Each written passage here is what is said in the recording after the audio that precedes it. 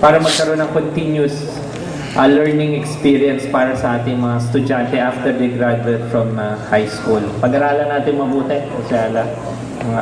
And I'm sure in that way, makikita natin na they'll succeed and they'll have the happiness that we wish they would have. If I could just articulate into one sentence siguro ang nararamdaman ng mga magulang tuwing may graduation at yung nararamdaman nyo ngayon, they may not truly understand and comprehend what I'm going to say, pero ito, pag nakikita ko mga anak ko, I am telling this at the back of my mind and in my heart, at alam ko ito rin ang sasabihin nyo mga magulang. You are the greatest thing that ever happened in my life. Kaya my prayers and may God continually guide us sa pagpapalaki natin ng ating mga anak. The future of our city and the future of our community. God bless you all. Magandang hapon po.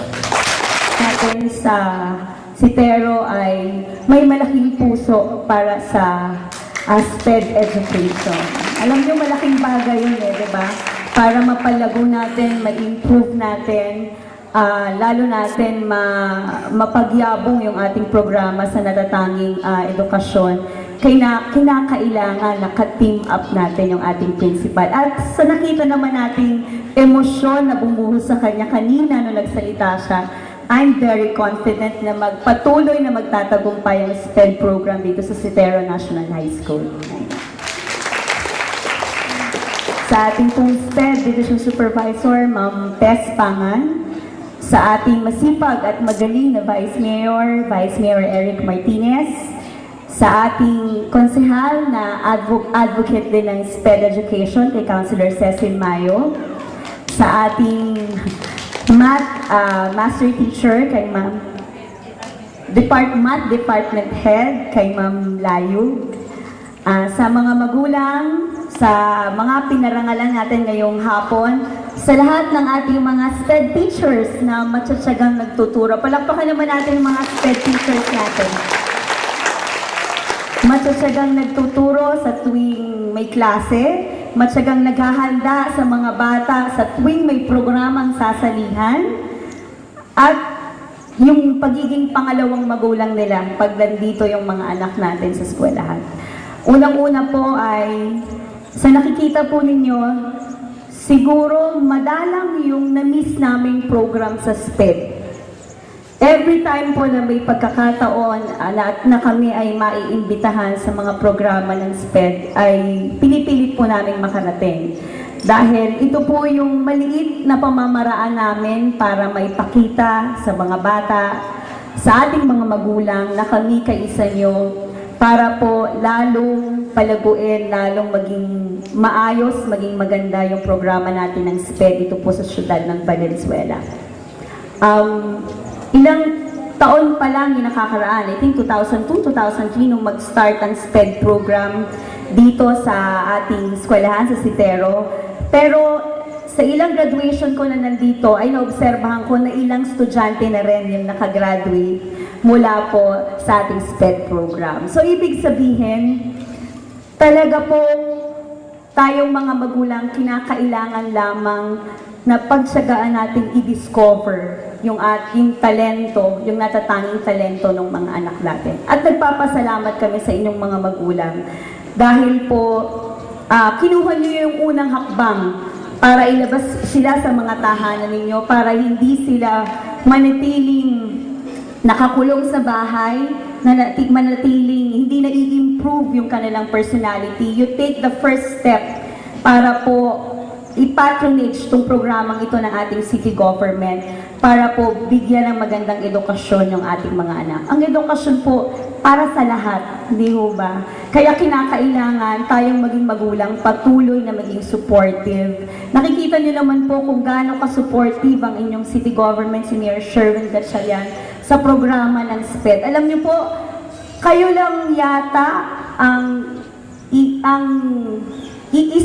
ilan kayo sa mga programang naka-allocate talaga o nakabukod yung inyong pondo sa ating school board fund. Alam niya ni Ma'am Tess.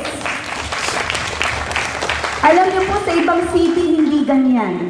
Pero dito sa atin, sa City of Valenzuela, taon-taon, meron po talagang inilalaan na naka-separate na pondo na hindi pwedeng galawin para sa programang iba sa edukasyon. Ito'y naka-separate lamang po para po sa programa ng SPED.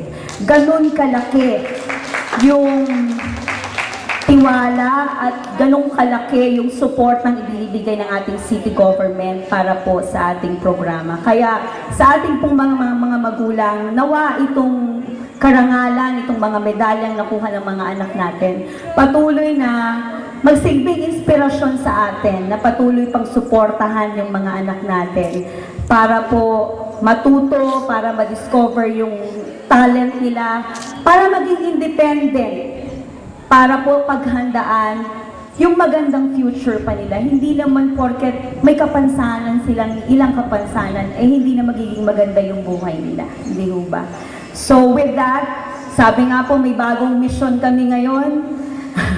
Nabanggit kanina ni Ma'am Pangan yung kinakailangang napuputol na programa kasi pagka-graduate ng high school, wala tayong pinupuntahang programa, so parang napuputol.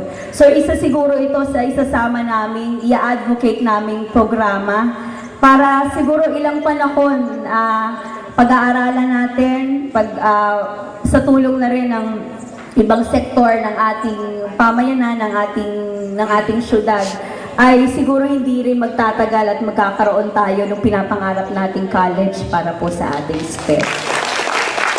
Umasa po kayo na ako po bilang inyong konsehal, hindi man ako maging konsehal o ano man yung maging kalagayan natin sa mga darating pantaon, ay nandito kami para po patuloy na suportahan ang ating programa. Muli po, congratulations sa mga magulang at sa ating mga bata. Maraming salamat po, magandang hapon.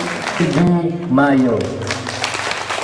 Ating punong guro ng Citero Francisco National High School, kay Ma'am Daet, of course, kay Ma'am Layog, kasama rin natin ang ating supervisor, kay Ma'am Pangan, of course, Vice Mayor Eric Martinez, Councilor Lorna Natividad Borja, sa ating mga teachers, kay Sir Tusi, sa ating mga magulang, mga bata. Magandang hapon po.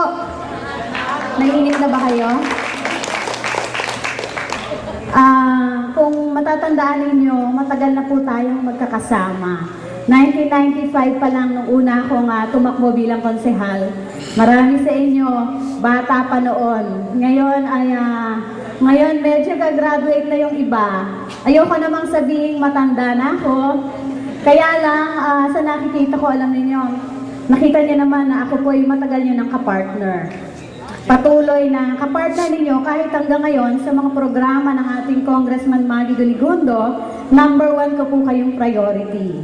Kaya nga po kayo yung nabigyan ng ating mga allowances mula sa pondo ng ating congressman. At sa hapon ito ay, of course, pinararangalan natin yung mga batang mahuhusay sa iba't ibang, sabi nga natin, iba't ibang kahusayan, iba't ibang mga talento. Alam niyo, sa tulong ng mga magulang na nandito, of course, sa tulong ng ating mga teachers, patuloy tayong dinidevelop yung mga talents na yan. Alam niyo, napakahalaga niyan, lalo sa inyong mga anak. Kaya nga po, malimit, kinukwento ko sa inyo, noong bata pa ako, alam niyo na yung kwento ng aming kapitbahay. Sabi ko nga, merong kapitbahay kami noon, na yung anak niya ay special child, na nilagay lang sa bintana, kumakain doon, naliligo doon, hanggang sa, sabi niya, dumating yung time na nagkasakit yung nanay niya. Namatay yung nanay, and in a few years, yung bata wala na pong nag-alaga. Yung bata dahil hindi pumasok sa school, pinabayaan na rin ng mga kapatid. Wala pong nagmahal. Kasi napakahalaga sa ating mga bata na nandito ngayon yung pagmamahal. Lalo't kayo ng mga magulang nila. Sabi nga natin, yung batang yon na naiwan ng kanyang ina, in a few years, siya po'y namatay rin. Sabi ko nga malungkot kasi hindi man lang niya na-experience yung pumasok sa school. Magkaroon ng kalaro, magkaroon ng kaibigan, at ma-develop yung mga kaalaman niya, yung kahusayan niya. Kaya po sa hapong ito, of course, nagpapasalamat tayo sa ating mga teachers. Alam niyo, matyatsyaga yung ating mga teachers. Sabi ko nga, hindi ka pwedeng maging SPED teacher pag hindi ka marunong magmahal. Number one kasi kailangan makita mo yung concern at pagmamahal doon sa mga bata. Kasi pag wala pong concern, matyaga lang, hindi rin po, sabihan natin, hindi magiging successful yung mga anak ninyo. Kaya palakpakan niyo po sila, yung mga teachers natin. Of course, nandiyan si FP ayun no, hindi nangangayayat na patuloy ninyong kapartner yung ating PT. So sa inyong lahat na nandito, ang inyong lingkod ay bumabati of course ng congratulations sa mga batang nagkamit ng mga medalya at umasa po kayo na ang inyong lingkod patuloy ninyong kapartner. Patuloy tayong magkikita sa mga di ba sabi natin, sa mga school, sa anumang okasyon, hindi kami nawawala lalo dito sa SPED. Hindi po, congratulations, mabuhay kayong lahat. Maraming salamat po.